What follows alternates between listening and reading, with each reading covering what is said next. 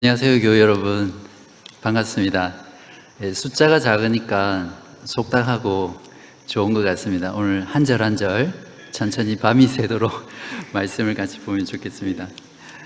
제가 기도하고 오늘 말씀을 전하겠습니다.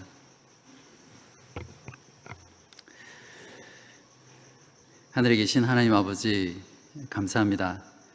이 시간 예수 그리스도께서 십자가에서 죽으신 그날을 기념하며 하나님의 자녀들이, 하나님의 백성들이 이렇게 교회로 모여서 예수 그리스도의 십자가의 죽음의 의미와 또 그 죽으심을 통해서 무엇을 이루셨는지를 다시 한번 기억하며 우리의 믿음을 돌아보기를 원합니다.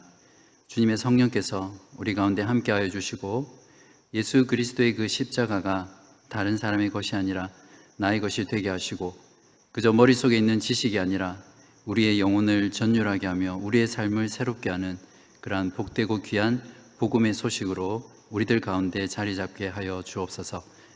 마치는 시간까지 주님의 성령께서 함께해 주시기를 간절히 소원하며 예수 그리스도의 이름으로 기도하옵나이다. 아멘.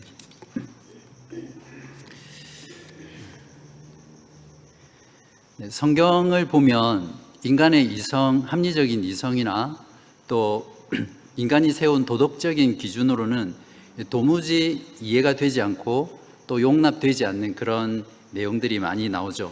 그래서 세상 사람들은 그러한 성경의 내용들을 비난하거나 거부하거나 그래서 믿지 않게 됩니다. 여러분도 잘 아시는 창세기 22장에 보면 그러한 것들 중에 대표적인 이야기가 나오죠.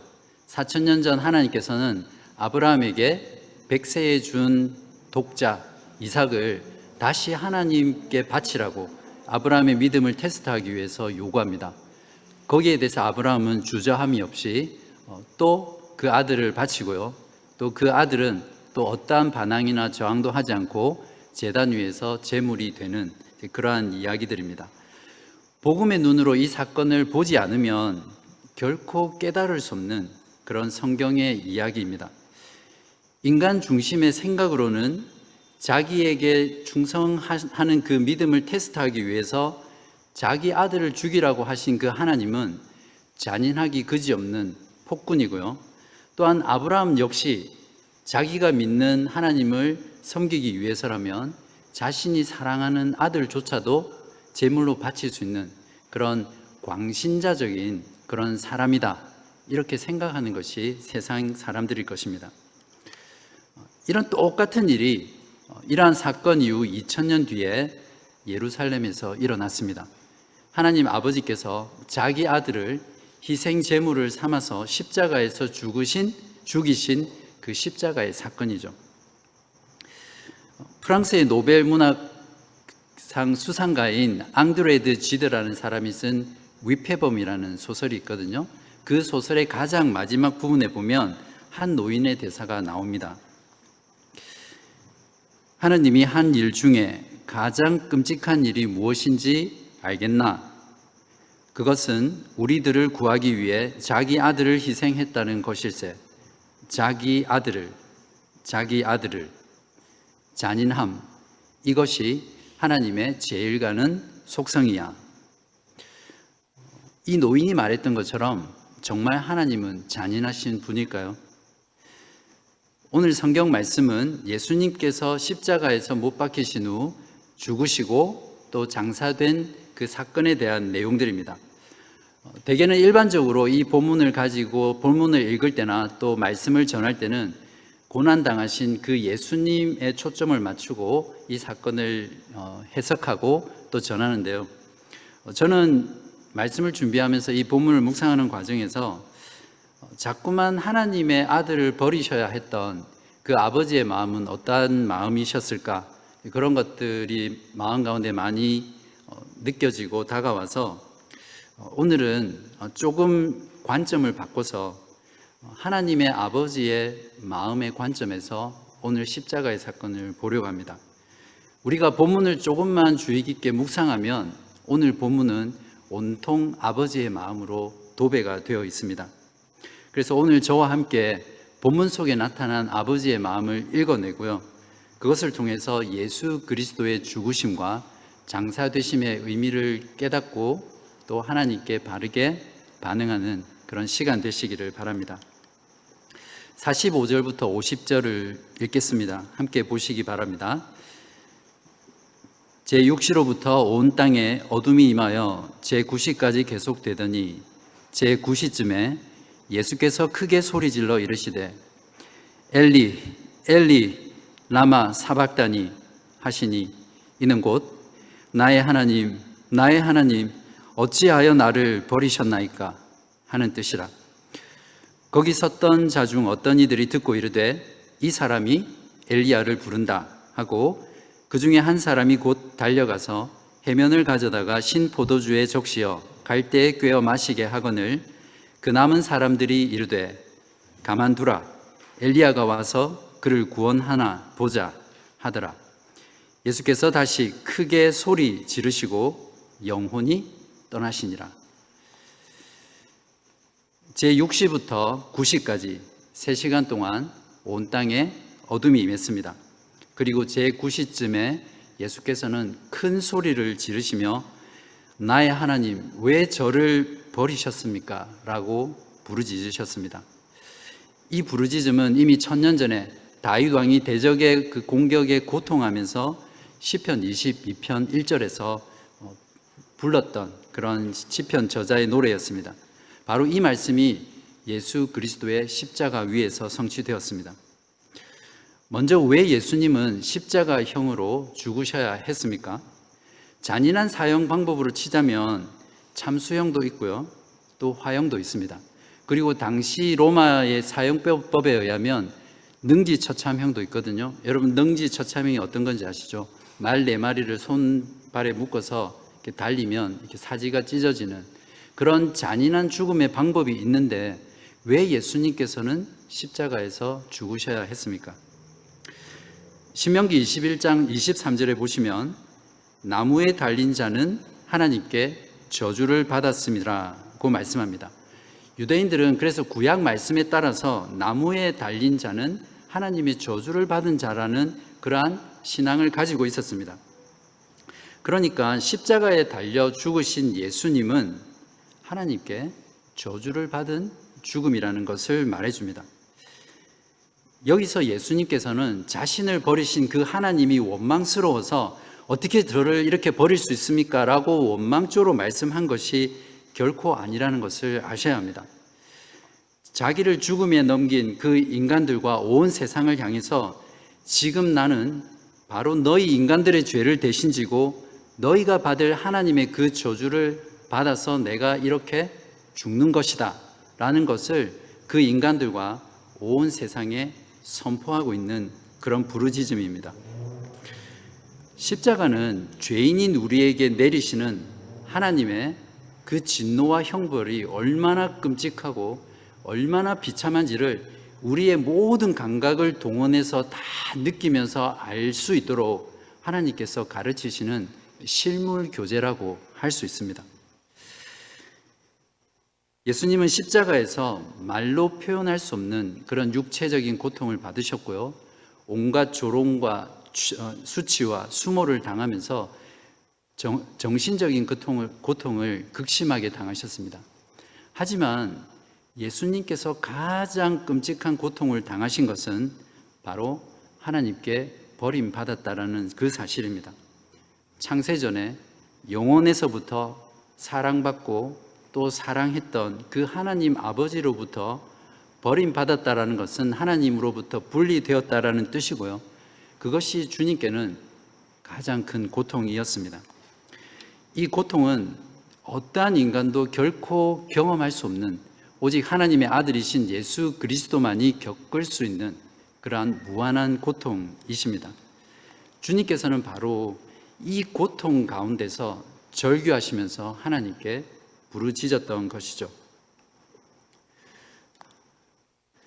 하나님의 아들을 알지 못하는 인간들은 예수님의 이러한 고통의 절규의 의미를 결코 알 까닭이 없습니다.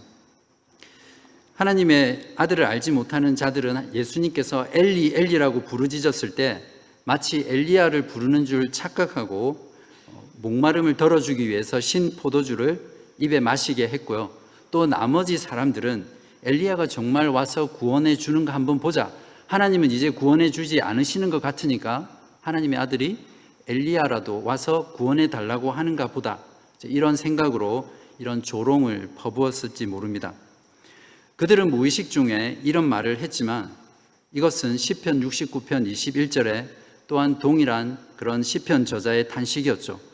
그들이 쓸개를 나의 음식물로 주며 목마를 때에는 초를 마시게 하였사오니, 이 말씀이 그리스도에게서 성취된 것입니다. 이것이 지금도 예수님의 죽음의 의미를 알지 못하고 예수를 믿지 않는 세상 사람들의 비방하는 그러한 모습입니다. 우리가 예수를 믿으면 그 즉시 우리의 삶이 나아지고 우리가 더 잘되고 더 건강해지는 것이 결코 아니거든요. 오히려 예수를 믿으면 예수님은, 하나님은 우리에게 그리스도의 그 십자가를 우리에게 지어주십니다. 세상 사람들은 예수 믿는 사람이 잘 살지 못하면 그렇게 비난하죠. 네가 맨날 그렇게 예수 믿는다고 돌아다니고 그렇게 하나님께 기도하며 사는데 정작 네가 어려울 때는 하나님이 뭐 하시노? 하나님이 정말 어디에 계시노? 이렇게 비난하는 거죠. 바로 이것이 예수님에게 십자가에서 내려오라고 했던 그 군중들의 유혹이었고요. 또한 지금도 우리가 신앙생활을 하는 가운데 우리에게 끊임없이 쏟아지는 그런 세상 사람들의 유혹입니다. 이 유혹에 넘어가서 우리가 세상 사람처럼 살고 세상을 쫓아가기 시작하면 그 길은 곧 망하는 길이죠. 50절을 보시면 예수께서는 오후 3시경에 오후 3시경인 제9시에 숨을 거두셨습니다. 두 번째로 크게 소리를 지르셨지만 첫 번째처럼 어떤 말씀을 동반하지는 않으셨습니다. 마지막 죽음 직전까지도 예수님께서는 큰 소리로 부르짖을 만큼 끝까지 강한 생명력을 지니고 계셨음을 우리는 알 수 있습니다. 예수님은 어쩔 수 없이 죽으신 것이 아니라 그 마지막 죽는 순간까지도 자신을 통제하면서 하나님의 아버지께 죽기까지 복종하셨던 그런 자신의 삶을 내어주신 죽음임을 우리가 알 수 있죠. 그렇다면 십자가에 매달려 고통 가운데 신음하면서 왜 저를 버리셨나요? 라고 절규하며 죽어가는 그 아들을 그저 바라만 보고 계셨던 하나님 아버지의 마음은 어떠했을까요? 아마 여러분 중에 자녀를 키워보신 분이라면 이 하나님 아버지의 마음을 조금은 아실 수 있을 것입니다. 아이가 학교에서 조금만 이렇게 맞고만 와도 이 부모 마음은 찢어지잖아요. 그리고 요즘은 이렇게 뉴스를 보니까 자기 아들이 학교에서 맞거나 하면 그게 선생님이 됐든 아이가 됐든 그냥 학교로 바로 달려가서 학교를 완전히 뒤집어 놓더라고요. 부모가 힘이 있다면 자기 아들을 괴롭힌 그 대상을 결코 그냥 놔두지 않습니다.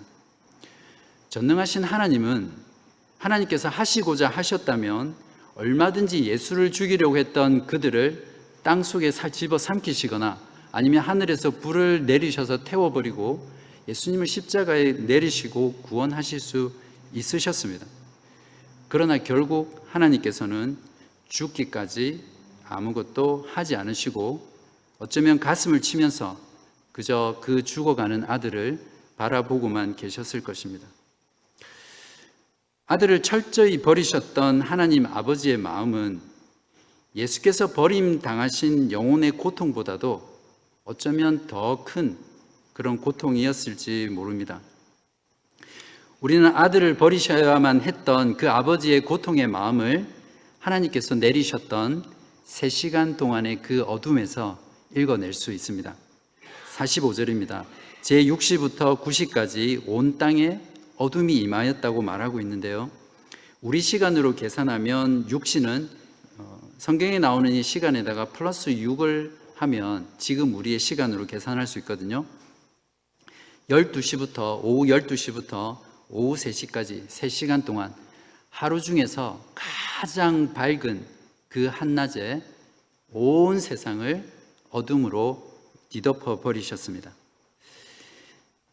이 어둠은 하나님의 아들을 무참하게 살해한 그 인간의 악을 향한 하나님의 진노의 마음을 표현한 것입니다. 구약 성경에서 어둠은 하나님의 진노와 심판을 상징했었거든요.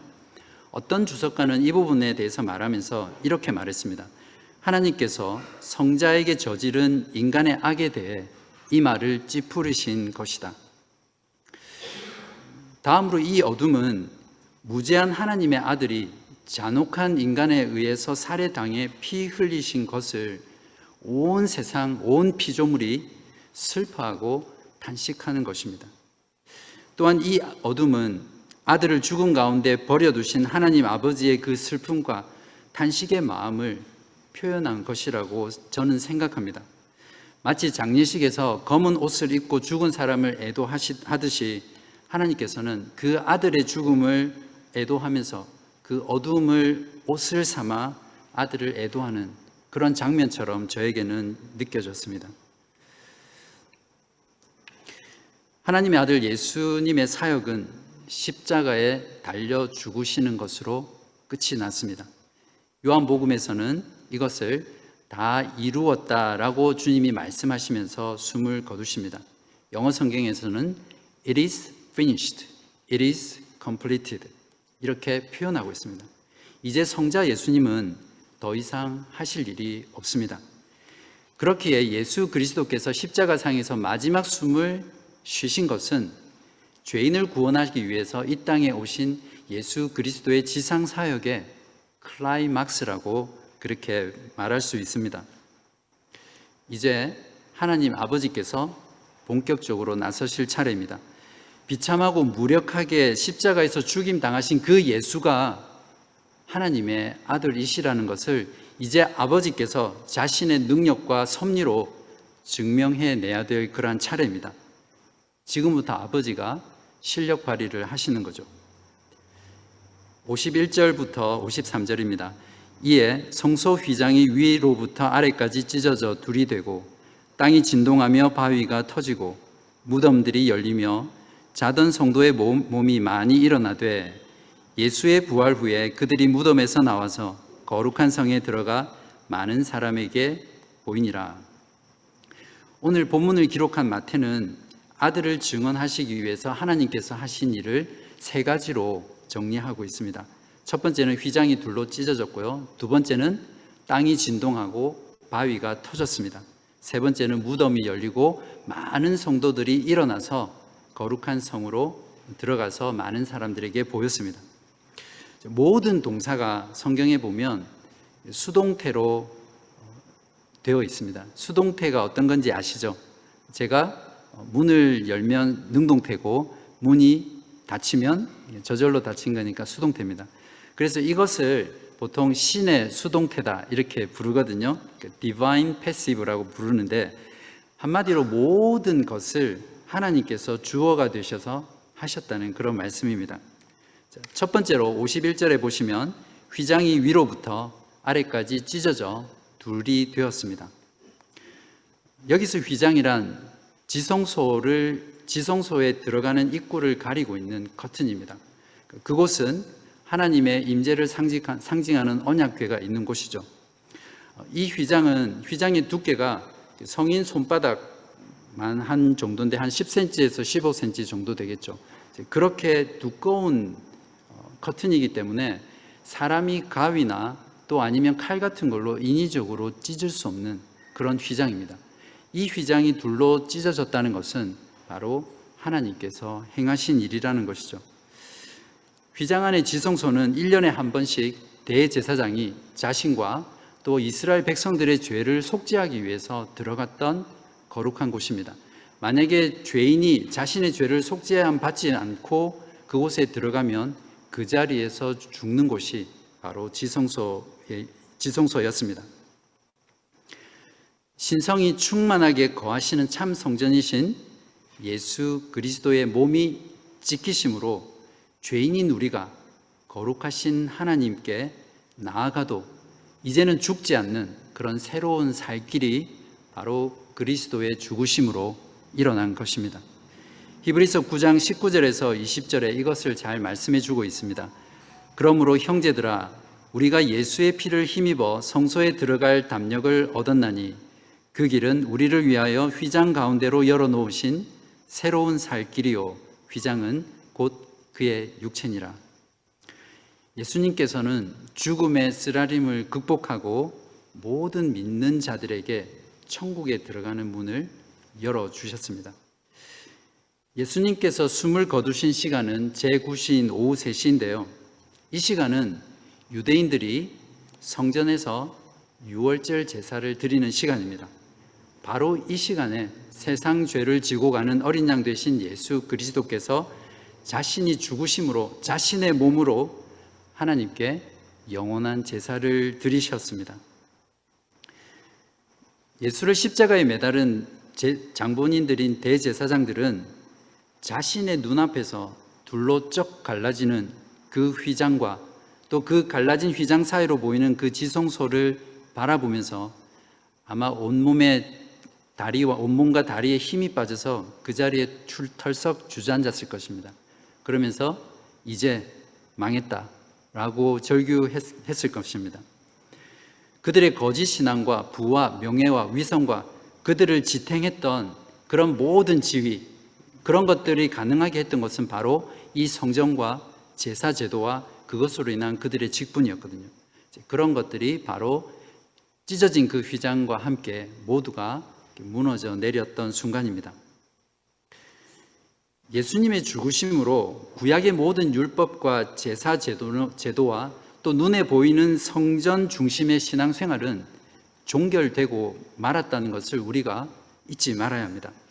지금도 교회당을 여전히 성전이라고 생각하면서 교회에 오는 것을 예배 드리러 온다고 생각하고 신앙생활을 하고 있다면 그것은 하나님께서 찢으신 그 휘장을 다시 붙여서 깁는 것과 전혀 다르지 않는 그러한 신앙의 모습입니다.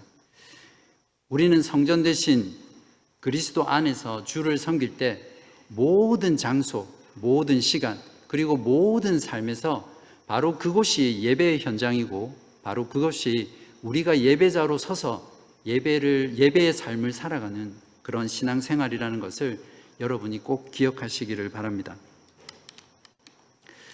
아들을 증언하신 하나님 아버지의 사역 두 번째는 땅을 진동시키시고 또 바위를 터지게 하신 것입니다. 하나님께서는 땅을 진동시키시고 바위를 터지게 하심으로써 인간들의 악한 죄를 내가 심판하겠다라는 그런 뜻을 표현하신 것이고요. 또한 예수 그리스도의 그 죽음이야말로 얼마나 영광스러운 것인지를 온 세상 가운데 선포하신 것이라고 이해할 수 있습니다. 예수 그리스도께서는 다시 오실 때 다시 한 번 더 온 세상을 진동시킨다고 말씀하셨습니다.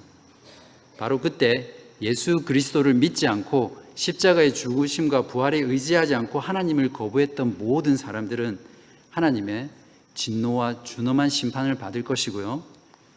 예수 그리스도의 십자가를 의지하고 주를 믿는 모든 자들에게는 예수 그리스도와 함께 영원한 지성소, 영원한 하나님 나라에 들어가는 그런 놀라운 구원을 얻게 될 것입니다. 요한복음 3장 36절에서 이것을 확실하게 증거합니다. 아들을 믿는 자에게는 영생이 있고 아들에게 순종하지 아니하는 자는 영생을 보지 못하고 도리어 하나님의 진노가 그 위에 머물러 있느니라. 마지막 세 번째로 예수가 하나님의 아들을 증언하신 하나님 아버지는 무덤 문을 열고 잠을 잔다고 표현한 이미 죽었던 많은 성도들을 일으키셨습니다. 다른 복음서에는 없고 오직 마태복음에만 기록되어 있는 사건인데요. 본문을 보시면 예수님의 죽음 이후에 이들이 살아났습니다. 그리고 예수님의 부활 이후에 이들이 무덤에서 나와서 거룩한 성인 예루살렘에 들어가서 많은 사람들에게 보였습니다. 그렇지만 아주 해석하기 어려운 본문인데요. 이때 일어난 성도들이 누구인지, 또 예루살렘에 들어가서 얼마나 더 살았는지, 또 예수님이 승천하실 때 이들이 같이 승천했는지 아니면 다시 죽었는지 여기에 대한 언급은 전혀 없습니다. 그렇지만 분명한 건 많은 성도들이 예수님의 죽음과 함께 다시 일어났다라는 것은 곧 3일 후에 예수님이 부활하실 것이라는 것에 대한 어떤 신호탄이었고요. 또한 예수 그리스도를 믿고 예수님께서 다시 오실 때 모든 믿는 성도들이 부활하게 될 것이라는 그런 예고편과 같은 그런 사건으로 우리가 정리하면 되겠습니다. 하나님 아버지께서는 아들이 하나님의 아들이시라는 것을 증언하시기 위해 휘장을 찢으셨고요, 땅을 진동시키시고 바위를 터뜨렸습니다. 그리고 죽은 성도들을 일으키심으로 사람들과 하나님께 버림받아 힘없이 죽으신, 무기력하게 죽으신 그 예수 그리스도가 하나님의 아들이시라는 것을 온 세상 가운데 증언하셨습니다. 이렇게 아들을 위한 아버지의 증언을 통해서 최초의 고백자가 탄생합니다. 물론 이건 역시 하나님께서 역사하신 일이겠죠. 54절입니다. 백부장과 및 함께 예수를 지키던 자들이 지진과 그 일어난 일들을 보고 심히 두려워하여 이르되 이는 진실로 하나님의 아들이었도다 하더라. 어떤 사람들은 이 고백은 지금 우리들이 하는 것처럼 그리스도인들이 하는 고백과는 다르다라고 말을 합니다. 왜냐하면 로마에는 많은 신들이 있어서 그 신의 아들들이 있었거든요.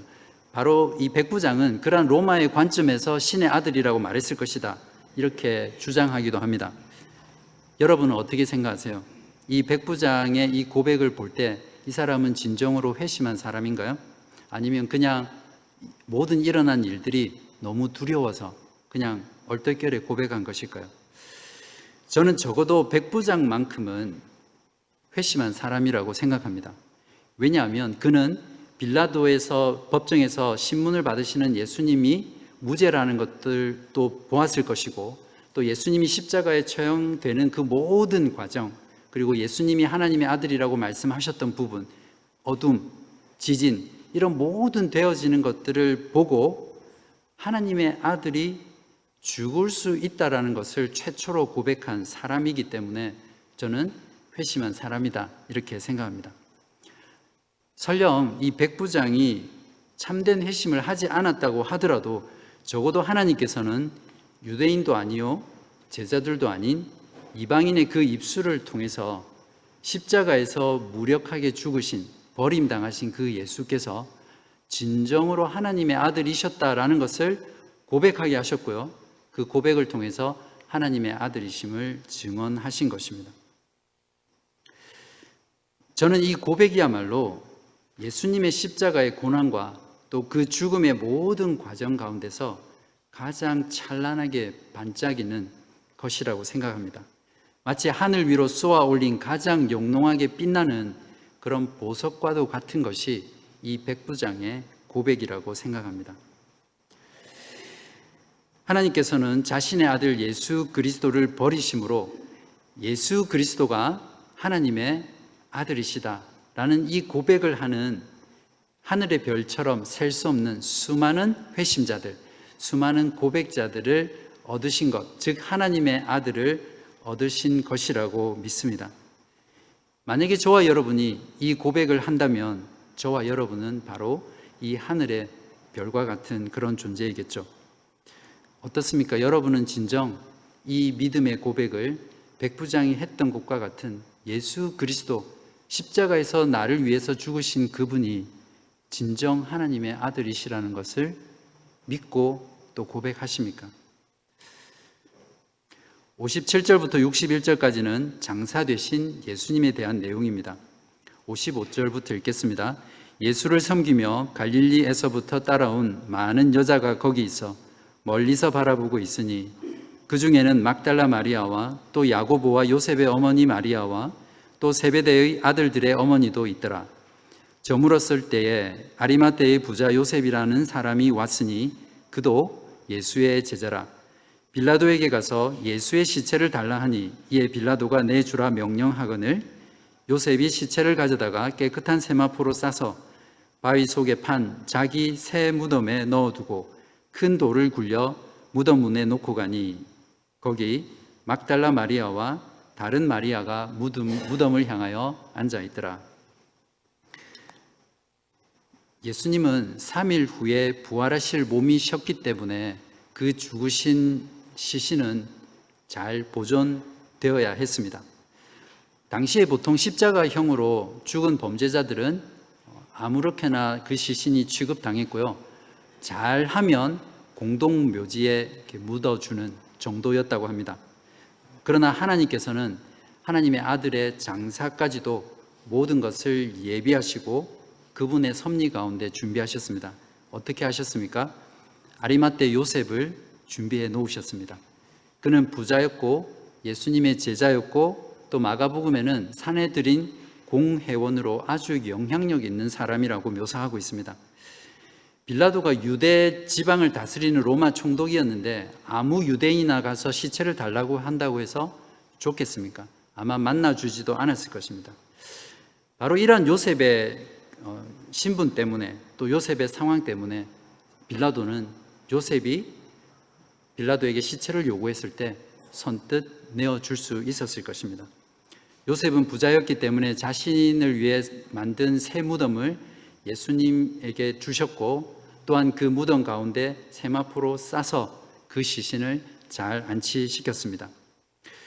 이것 또한 이사야 53장 9절에 그가 죽은 후에 부자와 함께 있었도다 라는 성경 말씀이 성취된 것이죠.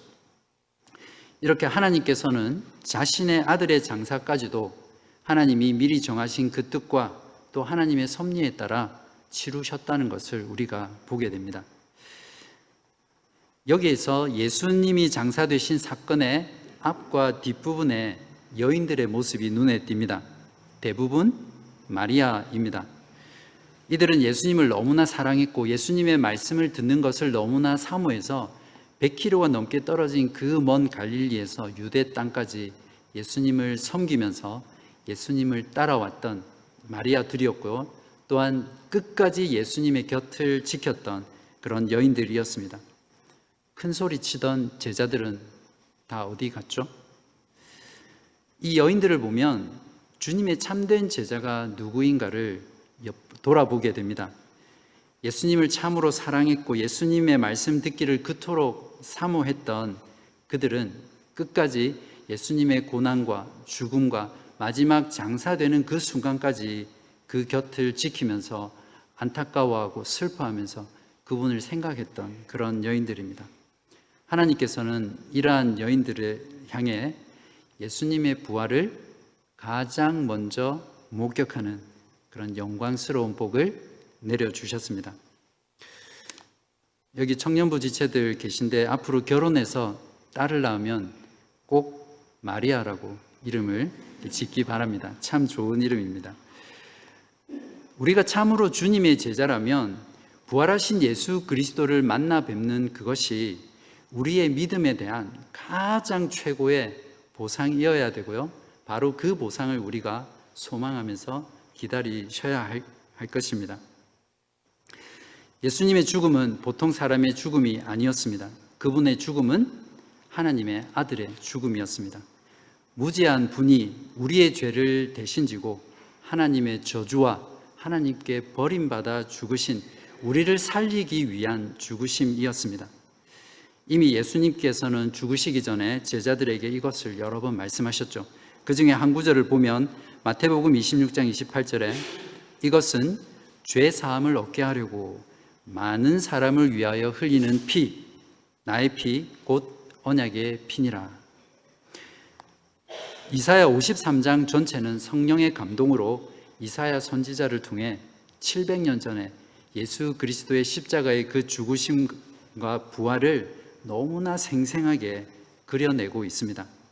4절부터 읽어보겠습니다. 그는 실로 우리의 질고를 지고 우리의 슬픔을 당하였거늘 우리는 생각하기를 그는 징벌을 받아 하나님께 맞으며 고난을 당한다 하였노라. 그가 찔림은 우리의 허물 때문이요 그가 상함은 우리의 죄악 때문이라. 그가 징계를 받음으로 우리는 평화를 누리고 그가 채찍에 맞음으로 우리는 나음을 받았도다. 6절입니다. 우리는 다 양 같아서 그릇 행하여 각기 제 길로 갔거늘 여호와께서는 우리 모두의 죄악을 그에게 담당시키셨도다. 한마디로 우리를 죄에서 구원하시기 위해 하나님 아버지께서는 하나님의 아들 예수 그리스도를 버리신 것입니다. 우리가 당해야 될 그 하나님의 진노와 죄의 형벌을 그 아들에게 다 뒤집어 씌우신 것이 바로 하나님께서 그 아들을 버리신 이유이고요. 이것이 십자가의 구속의 사건입니다. 그러므로 우리를 향하신 하나님 아버지의 마음은 자신의 아들을 버려 우리들을 하나님의 아들로 얻으신 아버지의 사랑입니다. 자, 그러면 이제 우리는 하나님 아버지의 이 사랑 앞에 무엇을 해야 되죠? 백부장이 고백했던 것처럼 십자가에 달려 비참하게 저주받아 버림받아 죽으신 그 예수 그리스도가 바로 저와 여러분을 죄에서 구원하기 위해 죽으신 하나님의 아들이라는 것을 믿음으로 고백하고 그 믿음 가운데 살아가는 것입니다. 이것을 잘 표현하고 있는 성경 구절이 갈라디아서 2장 20절인데요. 한번 다 같이 마지막으로 찾아서 읽어보겠습니다. 갈라디아서 2장 20절입니다.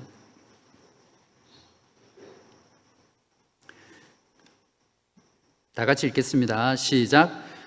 내가 그리스도와 함께 십자가에 못 박혔나니 그런즉 이제는 내가 사는 것이 아니요 오직 내 안에 그리스도께서 사는 것이라. 이제 내가 육체 가운데 사는 것은 나를 사랑하사 나를 위하여 자기 자신을 버리신 하나님의 아들을 믿는 믿음 안에서 사는 것이라. 어떻게 사는 것이라고요? 하나님의 아들을 믿는 믿음 안에서 사는 것. 이 믿음 가운데 살면서 주님을 사랑하고 주님 말씀 듣기를 사모하며 늘 주님 곁에 있었던 그 마리아들처럼 주님을 전심으로 사랑하고 늘 주님의 말씀을 사모해서 말씀 듣는 자리를 지키시며 예수님을 섬기고 예수님을 따라 살아가는 그런 저와 여러분 되시기를 주님의 이름으로 간절히 기도합니다. 기도하시겠습니다.